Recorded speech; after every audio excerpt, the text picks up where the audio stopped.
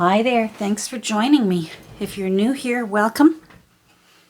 If you're a regular, welcome back. It's a very snowy day in my neck of the woods here on the north shore of Lake Ontario. We had a little bit of a storm blow through last night. It ended up being not as bad as they were threatening us, and so that's nice.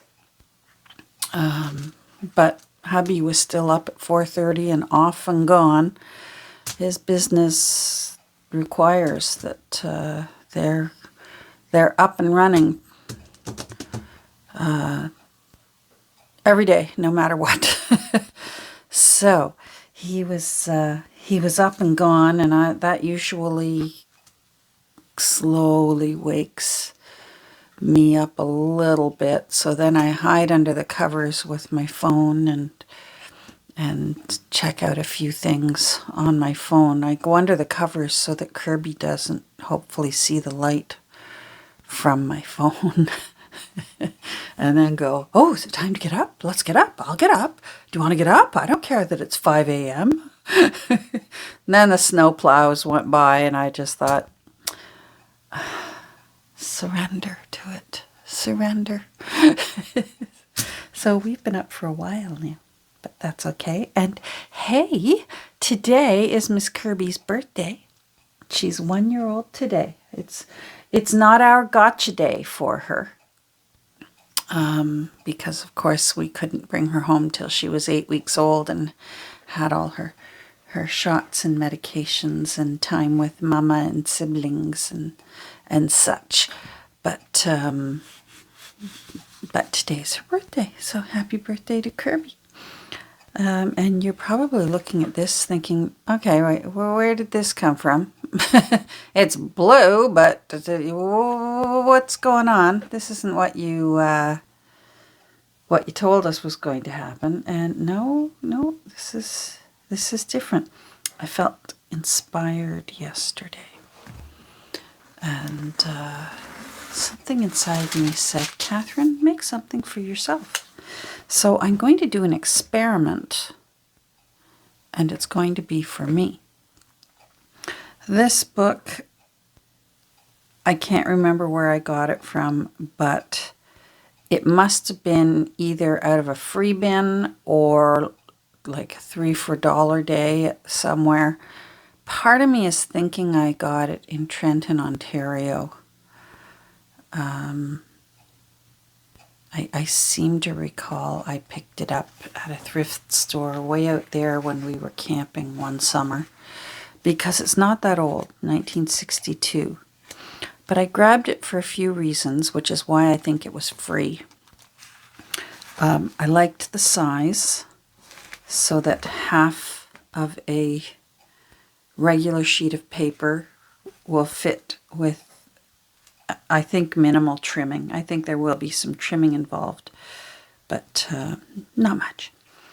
I like that it has a big spine, and I like that because it's relatively new, and some of you younger folks might be laughing at me, but 1962 is relatively new when you're born 3 years before that.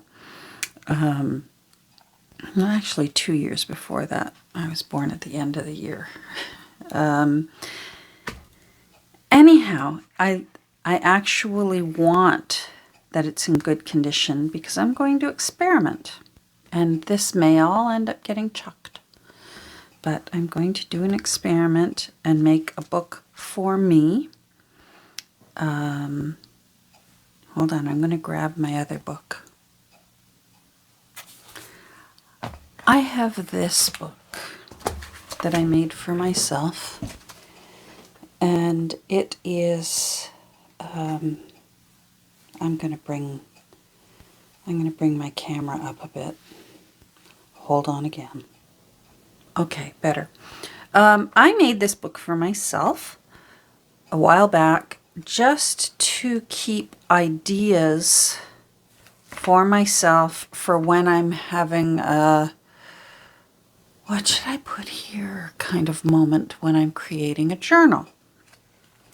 And it's pretty, isn't it?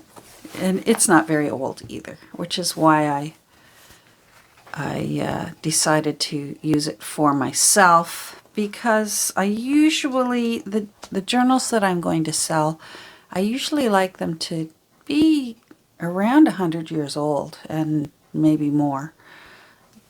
Right on the cusp there. I love the pleasure of knowing that there's quite a history there. So this was also relatively new in my year's chronology. Anyhow, so I have things in here like the Dutch door. Things just to, gee, I'm not sure what I should put in. So I've got a tab here that's also a tuck spot. And this was, I forget where this was. It was on a piece of clothing, I think, or on a tag from an outfit I bought. And I just thought, isn't that a neat idea to just pin onto a journal somewhere? It's just a safety pin with a ribbon. It doesn't necessarily have to have, you know, I guess it would have to be a brad because I don't have anything like that. Anyhow, I put it in there. Or this little thing. I mean, this is simple. How many of us have made these for a little extra journaling spot that's cute and retucks itself, and teeny tiny little envelopes just for fun? Things like that. Good ideas from other people.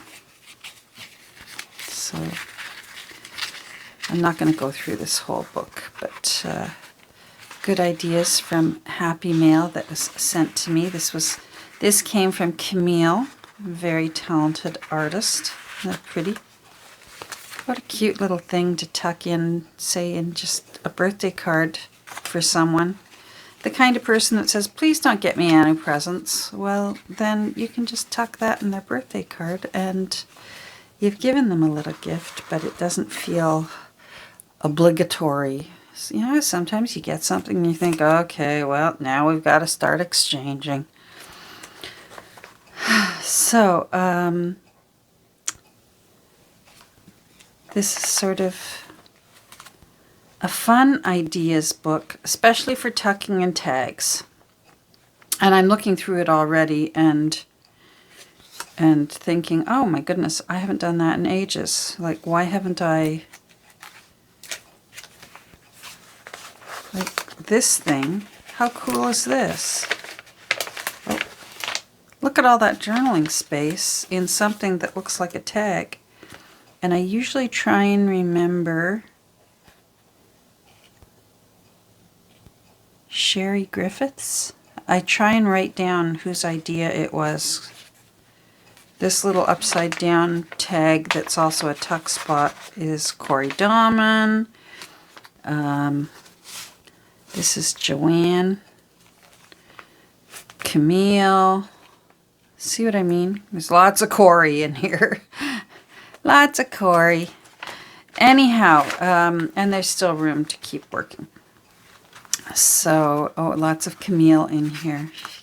Camille spoiled me. Anyhow, I have this journal, and I feel like it's full of... It has evolved into a tuck and tag spot, a book of ideas, which is great. But I have a real artistic crush on journals that are in the style of Nick the Booksmith,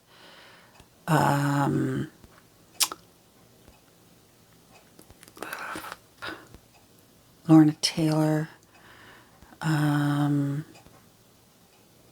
Jessica Rapp, Of course, my crash. She goes without saying. Anyhow, so which, if you're new here, I mean, I love, I guess simplified grunge. Is that a good term to use? I like a simple journal that's ready for the new owner to make it their own rather than filling it for them. I like working as much as possible, and no offense, but I like to work without digitals. I really like to work with the real papers. So actual pages out of books, actual tea-dyed paper, and the paper has even been found at thrift stores, that sort of thing. And I've gone through this before. I'm sorry I'm repetitive, but I want a journal for me with ideas for that kind of journal. So ideas for making use of old index cards, old Rolodex cards, using sewing, using, where to put, using old tickets, things like that. So I want something rather than tuck and tag ideas. I want sort of simplified grunge ideas. But I've been craving a book with raised bands on it. And I thought, I want to try, I've already got started here, but I just took the text block out and reinforced in here. So don't panic that, I missed it. This is so easy to do. We all know how to do it now. Lift up, exacto, carefully. And you've got your text block out. I saved my text block because, as you can see here, I use it for quite a while to help the cover remember the shape I want it to keep, because when you start using especially water-based glues like PVAs, you can start to lose your hinge here. It'll smooth out. That's not a huge deal, but if you like the look of it and you want to be able to keep your hinge and that nice deep groove, you want to keep your book groovy. Sorry.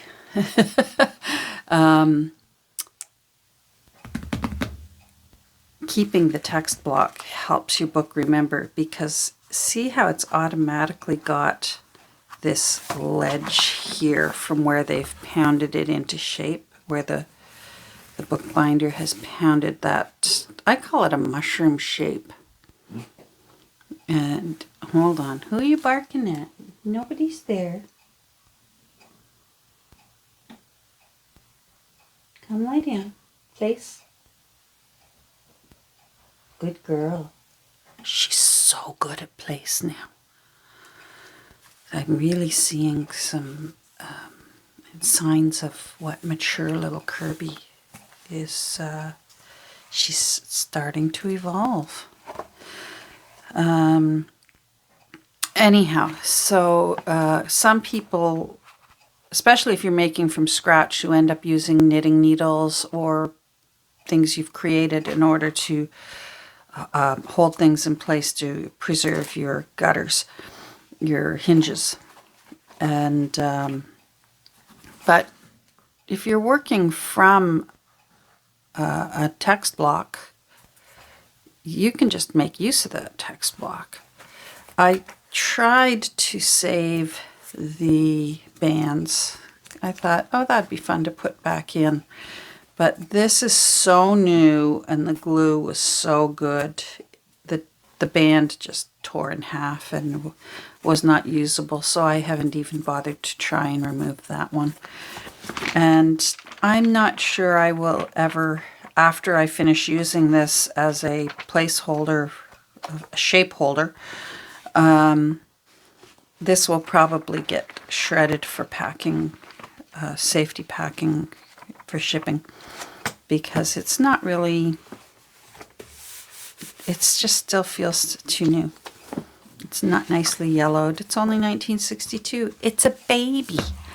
Anyhow, so what I want to do here is I want to cover the covers, and I want to put bands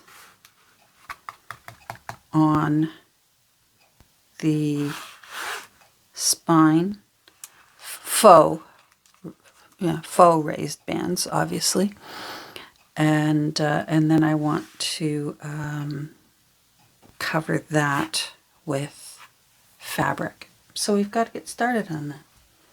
Now, first thing I need to do is find my gesso, because I want to use paper. I think I want to use paper for my cover, and I'm not sure which yet. I really like this dude, and I think he would look cool on the cover of a book. But what I'm concerned about is the navy blue, royal blue, is so dark that when I put that on, it's going to, the navy blue is going to show through, because this is thin, it's old. And same with this. I love this, St. Catherine bound to a wheel. So, and I thought about maybe putting Catherine on the back of the cover. She's kind of, she doesn't look in too much distress for someone who's about to be, you know, she looks quite at peace there, so phew, thank goodness, my namesake there. Or else, and here's where I wouldn't need to gesso the cover, because I was thinking of going back to our good old tried and true fella, Mr. Da Vinci, because I'm feeling bonesy and quirky. So, and I like these ribs and, you know, the pelvis and thigh bones and all that. I'm liking that. I'm liking, boy, what did we do before? Tiny Post-it notes. I'm liking the his exploration of mouth movement. That model had a lot to say. And I'm also liking the spine here. And if I go with this, there's a number of advantages. It's thicker paper, so there's less likelihood of buckling and warping when I use the gel medium to hold in place. And but I really like this dude here. He's the whole thing, and he actually looks happy. Don't know how he pulled that one off. Perhaps I could find a way to include this on the inside somewhere. Yeah. I think we'll go with Leonardo, because it just makes more sense using a thicker paper for the cover. And then I completely skip the having to gesso over the royal blue. It's not navy blue. This is a royal blue. Now, previously, on the few spines that I have done raised bands on, I used jute, and I used 3 pieces of jute, and mushed them using PVA into the shape that I wanted. But I've got this. my husband's jammy bottoms lost their string. He needed a new string. And I said, well, where'd the old one go if it came out? And he said, well, I figured it was garbage and I threw it out. I said, I could put it back in for you. So I went to the dollar store and got this and put new. But I think it's the perfect size.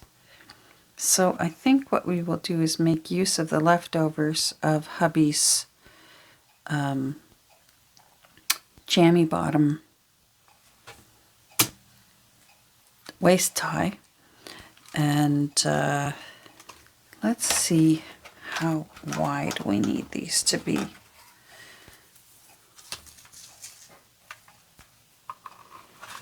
So, 1, 2. So not quite. No, 2 inches. All right, 2 inches. Let's do it. Scissors. What I'm going to do first is... No, I'm not going to do it. I was thinking I was going to use Fabri-Tac. This wants to fray. But now I'm thinking about it, I don't mind that it wants to fray. I'm going to let it fray. Oops. I wonder how many I want. So, 7.5. I looked online. I did a Google image search of antique books, raised bands. And up came, of course, so many glorious pictures of beautiful old books. And most of them tended, on average, to have 5 raised bands per book. So if I did like 1, 2,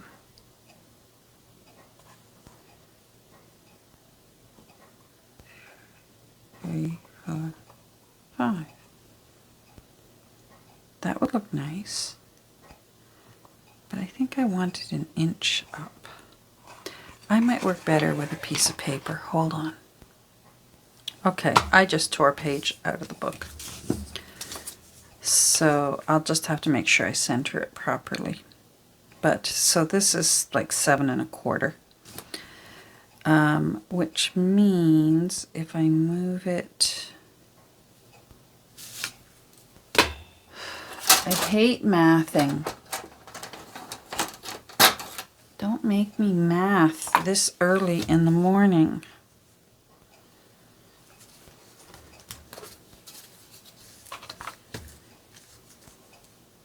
Four,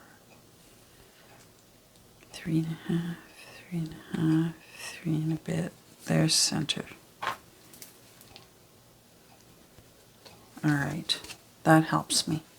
Thank you, Tim Holtz. So if I do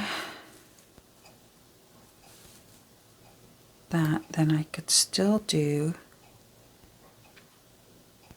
1.25 and then 1.25. And I could do 1.25 and I don't know why I'm moving it. 1.25. Yes, and that would give me 5 bands. All right, so, and then I just need to hold it centered here.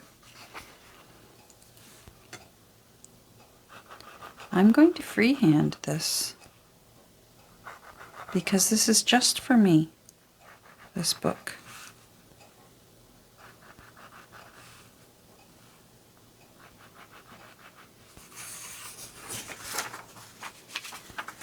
I'll go over here, then I can marry them up.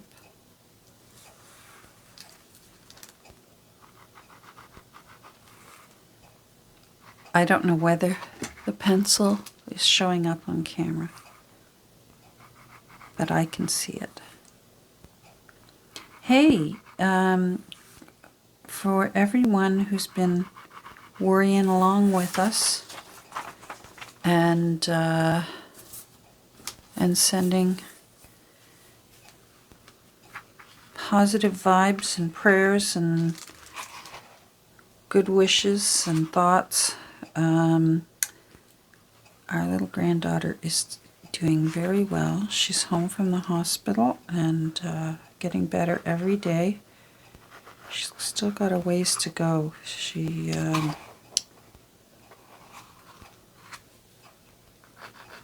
went through quite an ordeal. She's still going to have to see a specialist for a while, just to make sure everything is still continuing to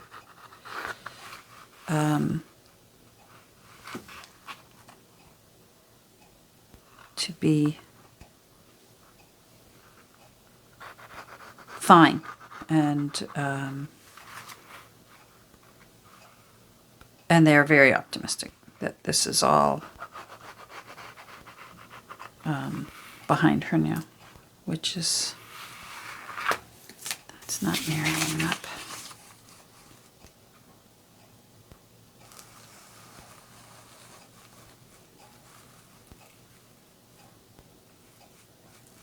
Yeah, you're not.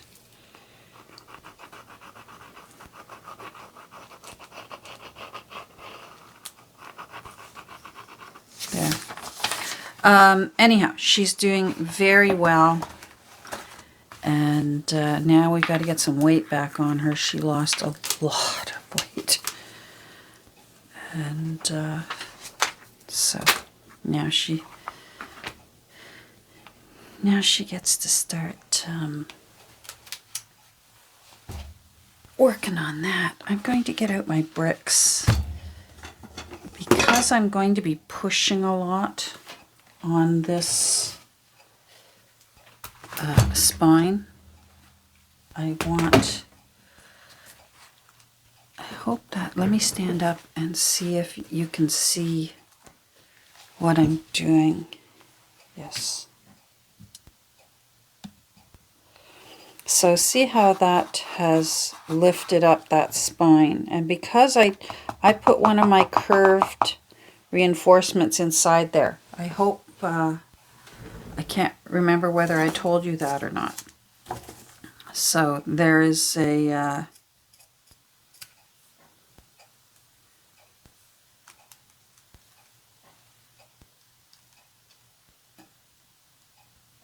sorry, I'm thinking. There is a curved, you know, where I use my rolling pin, that method, inside there, already done. Because I want it hard, because I'm putting raised bands on it.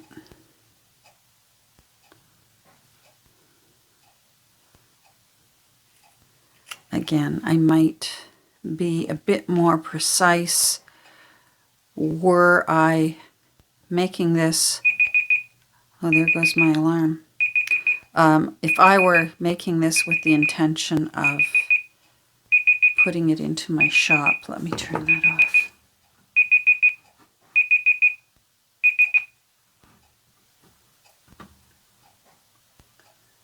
Hold on.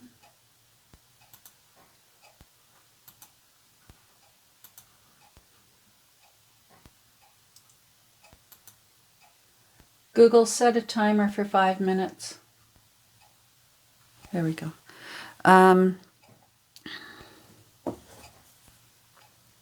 But because it's just for me, we're just going to wing it. Now, there we go. So I'm going to use PVA for this.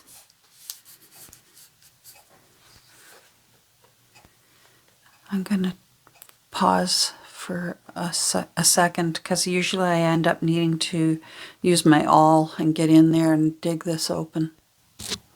Okay, so at least we will get one done and you'll know how I did the rest of them. So PVA,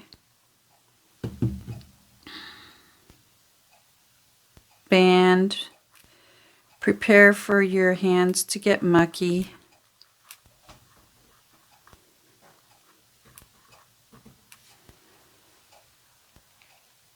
And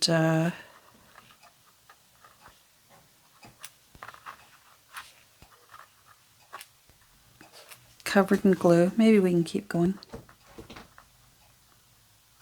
And that way I can let this dry and go get a cup of tea.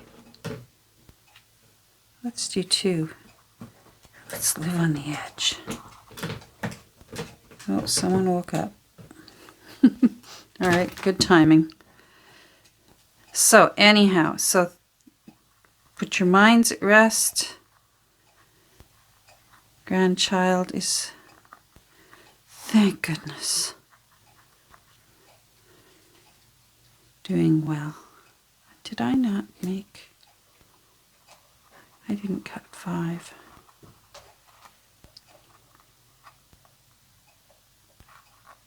Now, if you watch videos on bookbinding, which are fascinating, highly recommend it. These bands actually go right around and they purposefully, yeah, I need another one. They purposefully fray the ends and spread them out and smooth them out and hammer them down. And it's quite a fascinating process. And you might find it interesting. Just type in bookbinding raised bands, and some real professional bookbinders videos will come up. And there's so much to learn from the ones that do it the real way, rather than this is akin to baking a cake with a box mix. When you compare making a book like this to making a book the way they make books. But this still has value. It gives me pleasure creating things. Let me stand up and take a look and make sure that I'm going to let these dry. Any flaws in the difference of space between them is going to slowly be camouflaged, because I will be putting fabric on. I will be gilding waxing it. Oh, you again. You keep coming back like a bad smell. That'll be camouflaged. I'll be doing some gilding wax on the bands. I might do some stenciling with the gilding wax in between. Do you know what I mean? So I'm not too worried about perfection, especially if in the end I want it to just look like an old book. So I think we've done well for today.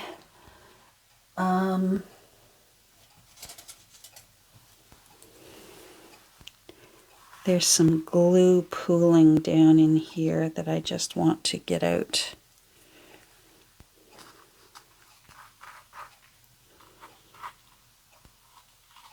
So get that out of there.